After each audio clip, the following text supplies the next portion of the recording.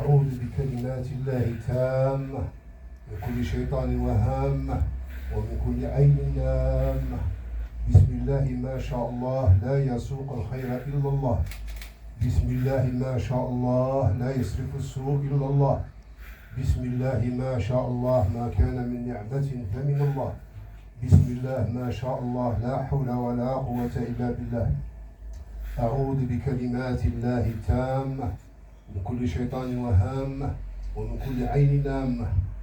بسم الله ما شاء الله لا يسوق الخير إلا الله. بسم الله ما شاء الله لا يصرف السوء إلا الله. بسم الله ما شاء الله ما كان من نعمة فمن الله.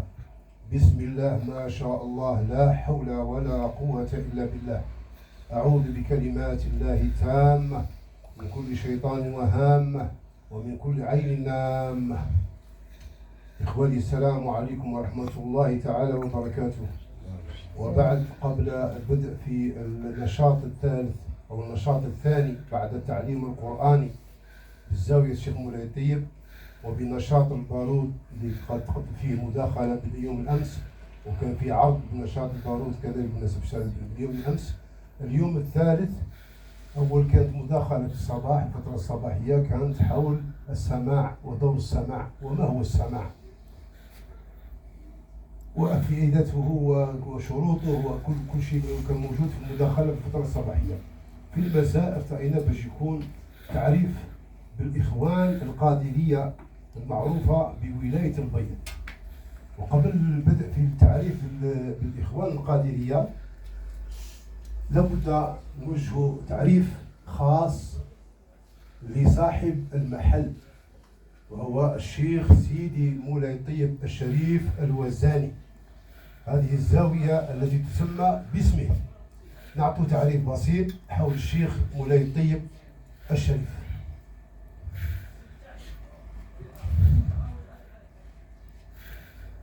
بسم الله الرحمن الرحيم، وصلى الله على سيدنا محمد وعلى آله وصحبه وسلم. الشيخ سيدي مولاي الطيب الوزاني نفعنا الله بركاته. ترجمة الشيخ: هو الشيخ أبو محمد مولاي الطيب بن الشيخ مولاي محمد بن الشيخ مولاي عبد الله الشريف العالمي الحسني الوزاني.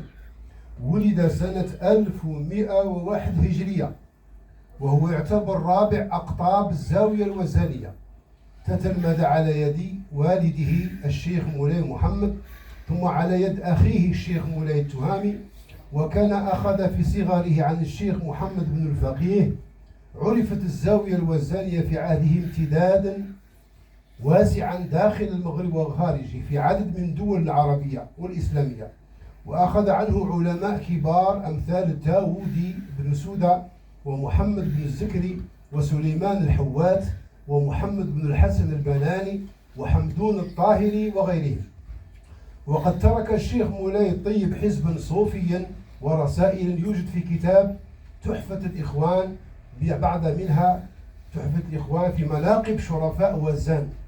توفي الشيخ رحمه الله يوم الأحد 18 من ربيع الثاني عام 1181. بعد مناقب الشيخ وما اتصف به حسب ما أخذ من كتاب تحفة الإخوان، فهو صاحب اللواء المشهور الذي طلعت شمسه في سماء العلاء وصارت محاسنه وفضائله على ألسنة الخلائق تتلى. الغيث الصيب أبو محمد سيدنا ومولانا الطيب، فصار وارثا لتلك الأنوار جامعا لتلك المعاني والأسرار. الورع شيمته والتقوى بضاعته والزهد سجيته وحسن الخلق طبيعته والتواضع خلقه والحياء رفيقه وحسن الظن طبعه والمعروف صنعه. يدل على الله تعالى بأقواله وأفعاله. قد عمر قلوب الفقراء بمحبته فلا يرون به بديلا. يداوي قلوب المرضى فلا ترى بساحته عليلا. ندعو الشفاء لسي محمد شيخاوي فلا ترى بساحته عليلا. وإذا جلس بين الإخوان خلته كالبحر الزاخر يرمي بموجة الأسرار. وكالشمس والقمر الزاهر تستمد من سناه الأنوار. وفدت عليه الوفود من كل الأقطار والبلدان، وقصدته من كل مكان أعيان الأعيان، فروى قلوب السالكين بلذيذ شرابه، وملأ بضاعة العارفين والمقوين من ثماره وأرطابه. فغدا بين العارفين إماما يستسقى بوجهه الغمام، ويحسن في مدحه النطر والنظام. رحمه الله ونفعنا بأسراره وبركاته وعلومه آمين. فيما يخص الجماعة الإخوان القادرية بالبيض، حسب ما معرفتنا وحسب ما تعايشناه، تواجد قبل العشرينات. هذا في ظهور الشيخ المعروف والشيخ مولاي عبد الله النور ولاد سيد الحاج بن عامر، اللي هو القاضي، هو الخو قاضي جلول، اللي هو اللي مصاحب المسجد النور اللي متواجد على الممنع. هذا كان شيخ الطريقة القادرية، وكان أخذ الطريقة من ورقلة من عند الشيخ الهاشمي. ثم بعد ذلك الطريقة هذه انتقلت إلى الحاج محمد التواتي، المدعو محمد صالحي التواتي. عنده الطريقة الطيبية وعنده الطريقة القادرية. المنشد في هذا العصر كان العم اللي هو محمد بن ضيف الله. محمد بن ضيف الله رحمه الله هو كان مقدم بعد الوليد نتاعه، تقدم على الزاوية هنا، وكان مقيم بهذه الزاوية وتوفي بهذه الزاوية. وهذا هو الصورة نتاع هنا، والمكان اللي توفى فيه هذاك هو المكان اللي جالس فيه الحمام. إذا رحمة الله عليه هو اللي كان المنشد في الإخوان بحضور الشيخ وبإذن الشيخ وبإجازة الشيخ الحاج محمد التواتي. طبعا كانت فيه معاه مجموعة، نذكر منهم الحاج بحوص صدوقي، الحاج جلالي تسابيت، العيشي حمو، الناظور الحاج بحوص، الجيل الأول فيهم حتى عدالة. هذا الحاج محمد النور كان يلقب بالعدالة، وعدالة هي قصيدة من قصائد القادرية. كان ملقب بالعدالة هو الحاج محمد النور، وعائلة النور بما فيهم كل الحاج سي أحمد الله يرحمه، الحاج عبد القادر الله يشافيه ببشار كذلك. هذو كذلك كانوا من بين مجموعة القادرية إضافة للمجموعة هذه. جاءت مجموعة أخرى جيل آخر بما فيهم الحاج علال الله يرحمه بن علي الحاج علال، كديشو محمد رحمة الله عليه، والصور تاعهم كلها موجودة هنا. الحاج محمد فكير رحمة الله عليه، قادة سبيت، محمد سبيت، عبيد محمد، ضيف الله الطاهر، عبيد محمد. هذو المجموعة اللي كانت بالأخوان. بعدها بعد الوفاة، وطبعا كنا احنا صغار كنا نتبعوهم بما فيهم محمد راه حاضر معايا، والسي احمد كديش وفكير راهو كذلك في الحياة. كنا صغار ونتبعوهم نمشوا معاهم في اي مربط رانا ماشيين معاهم. بعد الوفاة تاع الوليد محمد بن ضيف الله في 1981 طبيعة الحال في اليوم الأسبوع نتاعو، قلنا الأسبوع توفى هنا، في اليوم الأسبوع نتاعو وهو شاهد معايا جماعة قاعدة حايرة، لأن هذا السر ونبغى مولانا يدينا. بعد الأسبوع الوفاة تاعك قاعدة حايرة الناس، شكون اللي غادي يشد من الإخوان، شكون يدير الإخوان، شكون اللي يدير القصايد، شكون. تكلمنا أنا سي محمد حنا صغار 81 عندنا شحال عندنا في الوقت 20 سنة ما كانش، والوليد والحاج علال وكل هذو اللي ذكرناهم كلهم كانوا حاضرين. كنا بالك على وعسى نحاولوا.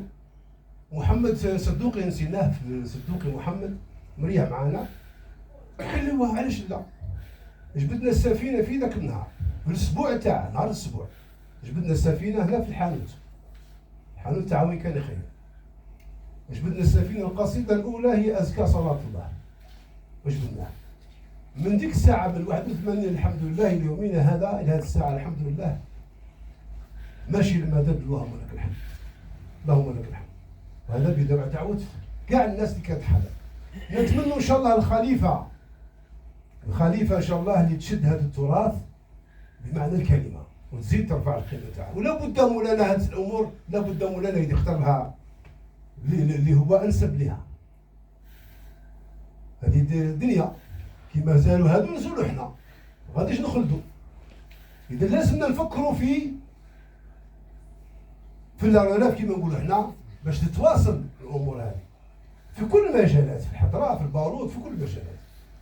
هذا هو مجموعه الاخوان القادريه. على سموها الاخوان القادريه، هو اخوان مجموعه اخوات، والاخوان هذه مجموعه معروفه في البيض. كل اصحاب البيض امراه وراجل يعرفوا كلمه الاخوان. كي تقولوا الاخوان يعرفوا بلي يا جماعه التقوا على ذكر الله.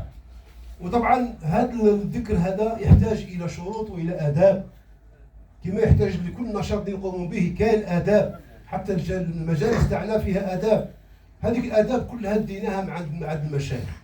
وطبعا بعد ما نسيتكم في الامر، هذا كيف درنا المحاوله، طبعا اجاز لنا الحاج محمد التواتي رحمه الله بحضوره، وكنا دائما نحضروا معاه ودائما حاضر معنا، وكان هو اعطانا الاجازه واذن لنا في هذا الشيء هذا. ما جاش هكذا رحمه الله عليه. اذا بعد الوفاه استمرنا في الاخوان. قعدت الاخوان القادريه معروفه بها ديار في البيض، وكل الناس اصحاب بيض يعرفوا كلمه الاخوان والاخوان القادريه وشكون داروها الى اخره. طبعا نسيتكم كذلك فيه قاده بره. قاده بره هذا معروف. البيض كان من عضو بارز في فرقه الاخوان القادريه.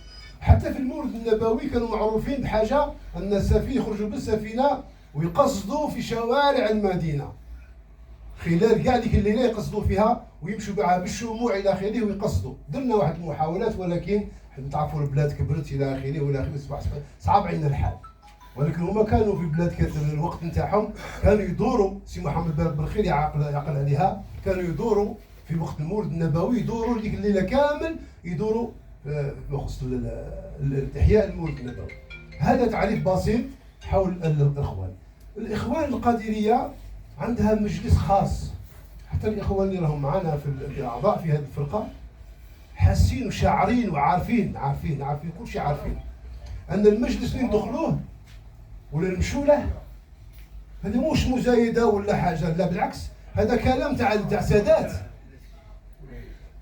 وشي اللي تكلمنا عليه في مخص السامع الى اخره، انا ما نزيدش نطول عليكم اكثر من اللي قاله الاستاذ صلعه صباح الفتره الصباحيه. قال كلام وفى كما نقولوا كامل. سي صلعه تقدم لنا بهذه المداخله. اللي باقي يعاود يرجع للمداخله، يرجع يعرف قيمه السماع، واش هو السماع، واش هو حق علاقته بالشريعه، عنده علاقه بالشريعه، عندها كل ما يتعلق بالسماع الصوفي. توجدوه في هذا الفيديو، طالعوا عليه في المجموعه توجدوه الدكتور صلعه. اذا ما نسيش نكمل الشيء اللي قاله، فقط تعريفه بسيطه. هذا هو بصفه عامه، وجزاكم الله خير واشكر. قبل الانطلاق في القصيده